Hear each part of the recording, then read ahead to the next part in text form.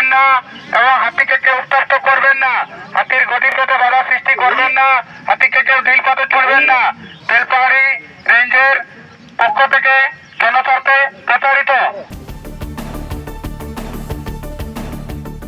খাবারের সন্ধানে সাত সকালে 25টি দাঁতালো হাতির তাণ্ডব, লোকালয়ে আতঙ্ক। অপ্রীতিকর ঘটনা এড়াতে বন দপ্তরের পক্ষ থেকে চলছে মাইকিং করে সচেতনতার প্রচার।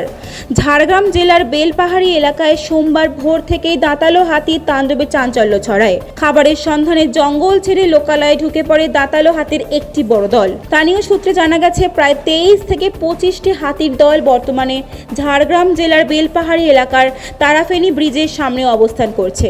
হঠাৎ করে এত বড় হাতির দল লোকালয়ে ঢুকে পড়ায় এলাকায় আতঙ্কের পরিবেশ তৈরি হয়েছে।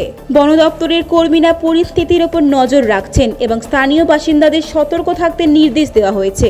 উল্লেখ্য, ঝাড়গ্রাম জেলার প্রায়শই জঙ্গল থেকে হাতির দল খাবারের সন্ধানে লোকালয়ে প্রবেশ করে, যার ফলে গ্রামবাসীদের মধ্যে উদ্বেগ বাড়ে। বারবার লোকালে হাতি চলে আসায় এলাকার মানুষ আতঙ্কিত বোধ করছেন।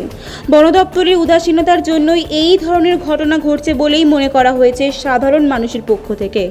যদিও বন দপ্তরের পক্ষ থেকে মাইকিং করলেও গ্রামের মানুষ আতঙ্ক কাটিয়ে উঠতে পারছে না। শীতের শুরু থেকে একেবারে গ্রীষ্মের শুরু পর্যন্ত ঝাড়গ্রাম, পশ্চিম মেদিনীপুর ও বাঁকুড়া জেলার তৎসংলগ্ন এলাকায় দাঁতালো হাতির দাপাদাপি লক্ষ্য করা যায়।